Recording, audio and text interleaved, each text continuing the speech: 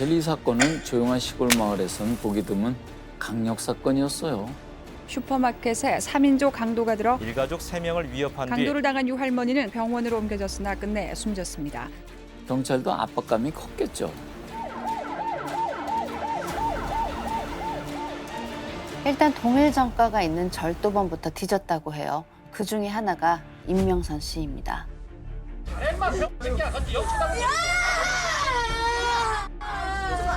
그래서 내가 모든 걸 아니 됐어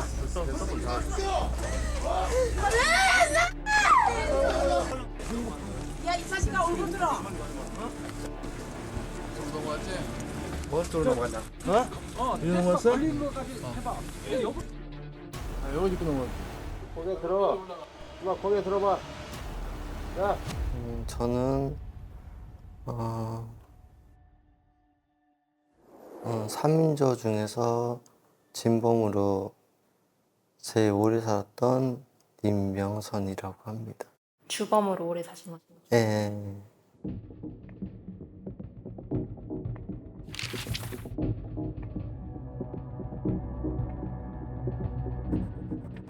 아, 경찰들이 이제 집에 이렇게 오더라고요.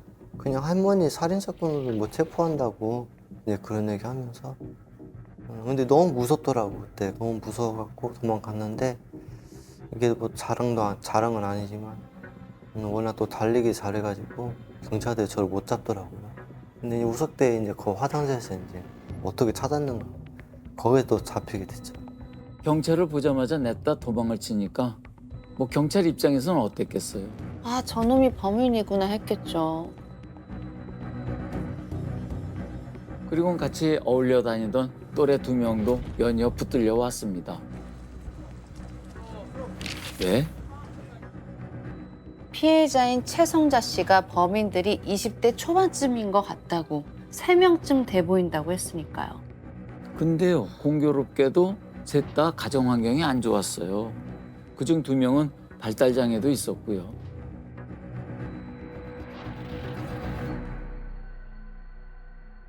아무튼 그렇게 붙들려온 3사람은 순순히 범행을 인정했어요. 어? 했지? 아직 안 찍었니? 경찰이 이제 불러준 대로 그냥 쓴 거예요, 거기에서. 그 말이 이제 안 맞으면은 종 찍고 다시 쓰라고, 찍고 다시 쓰라고. 배운 것도 없고, 그런다고 해서 옆에 도와줄 사람도 없고. 겁이 질리가지고, 그냥 경찰들 그냥 하라는 대로 그냥 했어요. 손으로 때리고, 발로도 때리고, 예. 처음에 여기 뒤에 있잖아 신기야. 경찰 복무로도 때리고 발바닥도 맞고 뭐 머리도 맞고. 뭐 안 나봤잖아 근데. 누가 나와? 누가 지나가고 불이 났어.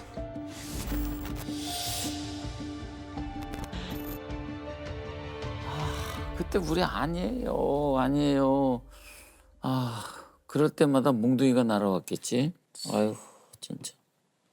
너무 안타깝습니다. 나라집에 간 적, 사건이 일어나기 전에도 한 번도 간 적 없어요. 현장 검사할 때가 그게 처음이에요. 진짜 한 번도 없어요. 단 한 번도 없어요. 무혐의로 종결 났을 때 솔직히 어떤 마음이셨는지. 그때는 좋았다고 그때는. 막상 풀려나니 너무 기쁘더래요. 근데 그것도 오래 안 가더랍니다. 어느 날부턴간 악몽을 꾸기 시작해요. 어떤 꿈이냐면요. 한 번씩 그 할머니 돌아갈 그게 꿈에 나오고 교도소에서 같이 있다가 뭐 좀 나가야 되는데 내일 모레가 만기인데 계속 안 내보내주고 계속 시간만 흐르고 이런 꿈을 꿨지. 그래서 그 상황에 갇혀버린 거죠 내가. 꿈에서 계속 교도소에 계셨네요. 그쵸? 아까 그 성자 씨는 아파트 그 문이란 문 다 잠그고 살아야 됐었잖아요. 범인도 자기 안에 갇혀서 저렇게 매일 악몽을 꾸고 아, 이게 어떻게 이렇게 됐나요? 그걸 알리 없는 시간만 무심히 흐릅니다.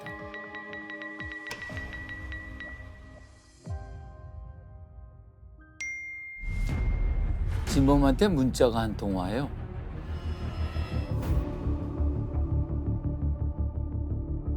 내 문자가 왔더라고요. 안 만나줄 수 있냐고. 3년 사건에 대해서 그 진실을 얘기해 줄 수 있냐고. 그날의 진실을 얘기해 줄 수 있습니까? 세간의 재심 사건을 주로 하는 변호사로 알려져 있고요. 3대 나라시포 사건을 변호했던 박준영 변호사입니다. 박준영 변호사는 한눈에 알아봤다고 합니다. 소년들이 진짜 범인이 아니라는 것을요. 뭘 보고 알았냐? 여러분도 아까 보셨던 건데요.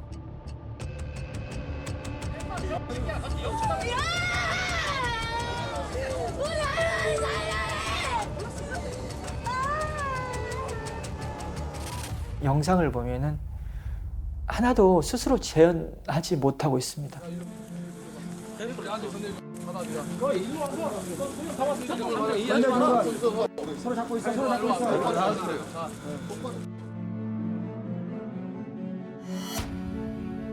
건네주는 거 받고 있어. 다리 묶고 놔두고 또 형태 가져와 바로 거기서 호텔이 저기 끝에 있고 다리 묶어 빨리 와서 이쪽으로 와 이쪽으로 하실게 이쪽으로 이쪽으로 그들끼리 또 배우다 그리고 감독이다라고 얘기를 하잖아요, 경찰들이. 감았잖아. 네가 지금 감독이냐? 나는 탤런트 자들은 저 이제 신이 영시다 탤런트 되기라 틀렸구만. 범인을 만들고 있다라는 그런 표현도 적절할 정도로 전혀 자연스럽지 않았습니다. 아, 네가 한 대로 해봐 임마 자연스럽게. 그게 좀 분명히 보였기 때문에 재심이 필요하다라는 생각을 했고요. 겁에 질려 있는 표정이 많은 걸 말해준다고 저는 생각합니다. 이 박준영 변호사는 억울한 소년들의 누명을 벗겨주기로 결심합니다. 방법은 재심뿐이에요. 이미 재판까지 다 끝났으니까요. 근데요, 말이 쉽지 재심이 쉽겠어요? 법원이고 검찰이고 자기들이 과거에 이미 내렸던 판단을 스스로 뒤집어야 하는 일인데. 이 사건은 그래도 희망이 있어요. 왜? 진범이 있으니까요. 법정에서 증언만 해준다면 가능하지 않을까요? 육성이 중요하다고 봤습니다. 설득이 된다면 만나서 법정에서 증언을 하게끔 하는 것이 필요하다고 봤습니다. 이 열일 제쳐두고 박변이 진범부터 찾아 나섭니다. 진범의 연락처를 구하고 전화를 했더니 대번에 만나재요. 일단 좀 약간 얼떨떨했어요. 아, 이 사람이 만나준다. 실제로 보니까 참 어떻게 해야 되나 이런 좀 상황도 많이 들고 그때도 도망갔으면 됐는데 왜 그런지 몰라도 참 야, 이제는 더 이상 못 도망가겠다 이런 생각이 들어요. 며칠 후 두 사람이 만났습니다. 그냥 말없이 한 잔 또 한 잔 소주를 들이켰습니다. 얼마 후 작심하고 박변이 먼저 입을 열었습니다. 법정에서 증언을 해줄 수 있습니까?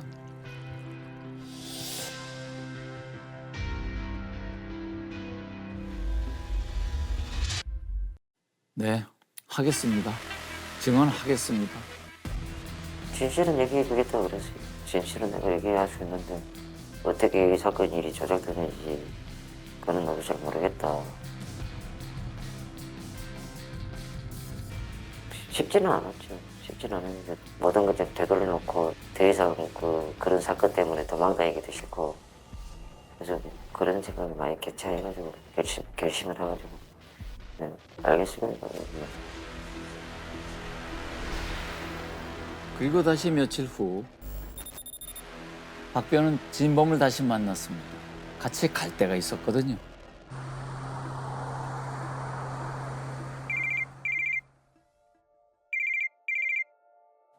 어머니예요. 진범의 어머니.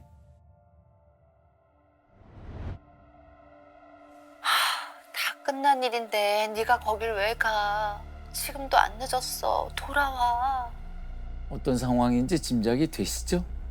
네, 말리고 계신 겁니다.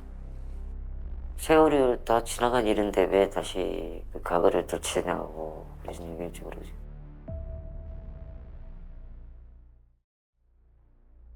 내가 엄마한테 딱 그랬지. 엄마도 만약에 엄마 자식이 그래 됐다 그러면은 엄마는 어떻게 하겠냐고. 잘 생각해 보시라고. 그때 이제 속상하더라고. 엄마, 걔들이 엄마 아들이라고 생각해 봐요. 그럼 제가 가는 게 맞죠? 야, 그러니까 진실이나 이런 것들이 하나 얇은 막에 가려져 있는 거예요. 그죠? 엄마 나 가야 돼. 거기서 진실이 싹 바뀌어지는 거 아니에요. 그 얇은, 네?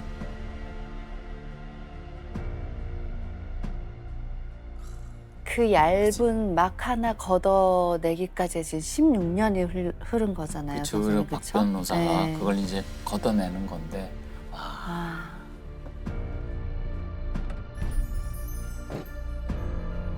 두 사람이 찾아간 곳은 나지막한 산에 있는 묘지였어요. 할머니 뵈러 가는 길입니다.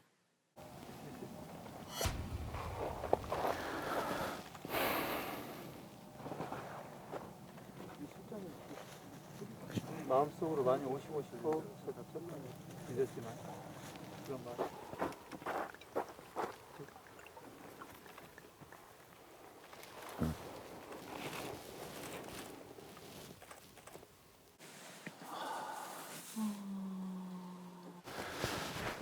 할머니 죄송합니다. 좀 세월은 흘렸지만은 그때 한 행동은 지금도 후회를 하고 반성하고 있습니다. 우리 좋은 데 가셔가지고 편안한 안식을 가르쳐 드리겠습니다.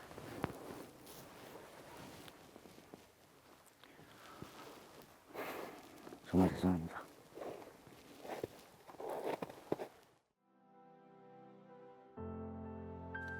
저 어깨를 툭툭 치는 그 손이 이렇게 툭툭 치는데 용서의 모습이 저런 거구나. 좀 유가족 때는 뭐 저희 때문에 돌아가셨으니까 해코지에도 잘 못하게 받아야지. 근데 그 사위분이 와가지고 잘 왔다면서 고맙다 그러더라고요. 대로 고맙다 하니까 제가 더 미안. 그래서 계속 눈물이 나오더라고요. 나도 알고 모르게 내도 모르게 나오더라고요.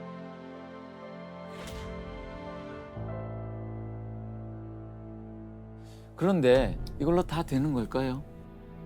진범의 증언이 진실하다는 건 어떻게 입증을 하죠? 그걸 증명해 줄 수 있는 사람 딱 한 명이죠. 피해자이자 유일한 목격자. 바로 최성자 씨입니다. 모르는 전화가 와서 받으니까 무슨 변호사님이라고 그래요. 삼단 사건 때문에 전화한다고. 법정에서 증언을 해달래요. 그날 얘기를 다시 해달라는 거예요. 간신히 잊고 살았는데 엄두가 나지 않았어요. 성자 씨가 조용히 아들을 부릅니다. 저희 큰애가 한 5살 정도 됐었는데 제가 이렇게 안고 잤었다고 그랬잖아요. 깨지 말라고 하면서 그 애가 컸을 때 그때 제가 처음 걔한테 얘기했었죠.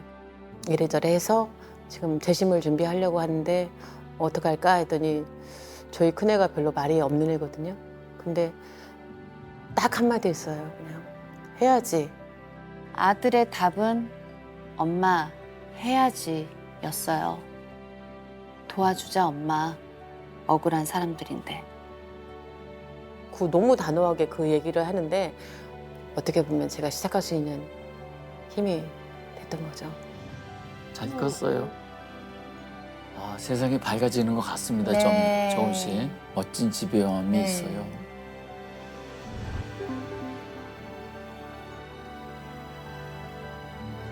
이제 모든 준비가 끝났습니다. 라고 말하고 싶은데 전혀 엉뚱한 곳에서 일이 벌어져요. 이 누명을 쓴 소년들 있잖아요. 죄도 안 지었는데 옥살이한 이 친구들. 그 친구들이 움직일 생각을 안 해요. 이상하시죠? 그 이유가요.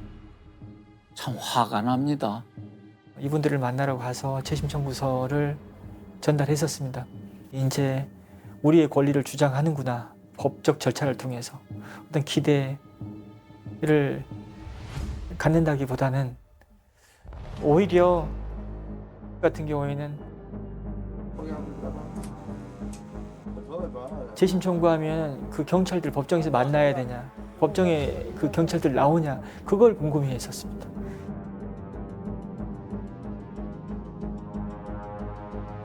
여전히 두려워하고 있었습니다. 여전히 두려워하고 있었다는 말이요. 얼마나 세상이 무서웠으면 저랬을까 싶네요. 없는 죄를 뒤집어 썼으니 그 죄를 벗겨주라고 지금 저렇게 변호사가 나선 건데 그걸 못 믿는 거죠. 믿을 수가 없겠지. 여기 한번 들어봐.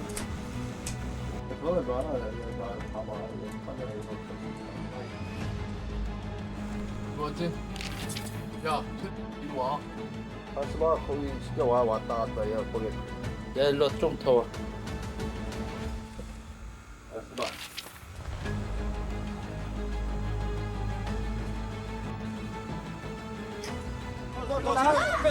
문 열어줘야지 여기. 문 열어야 할 거 아니야. 넘어갔어. 야, 저 밀어내라.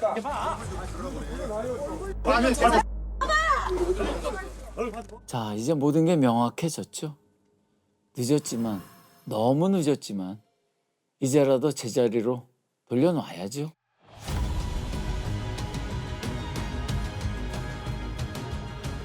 법원이 17년 전 발생한 전북 삼내 나라 슈퍼 3인조 강도치사 사건을 재심하기로 했습니다.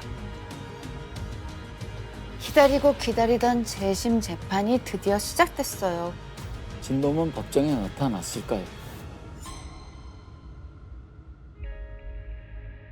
네, 나타났어요. 약속을 지켰어요. 자신이 범인이라고 법정에서 증언했습니다. 증인, 1999년 2월 6일 완주 삼내 나라스포에서 발생했던 강도치사 사건의 범인 맞습니까? 예, 맞습니다. 그 당시에 자백을 했었잖아요. 근데 이 법정에서 지금 증언을 하는 이유는 뭐죠? 그때도 우리가 했다고 진술을 했는데 어느 순간 우리가 일반적으로 있었습니다. 우리가 한 게 맞습니다.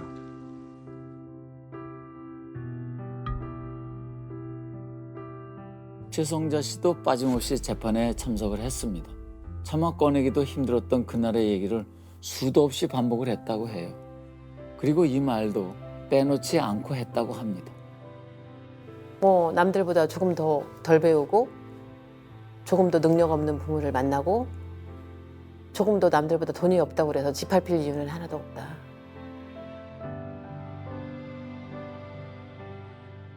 그렇다라고 해서 누구도 아무도 그런 사람 인생을 짓밟을 수는 없다. 그런 얘기를 가장 많이 했어요. 그리고 그 얘기는 지금도 똑같고. 그렇다라고 해서 그 사람들 인생이 그렇게 괴로울 필요는 없는 거잖아요.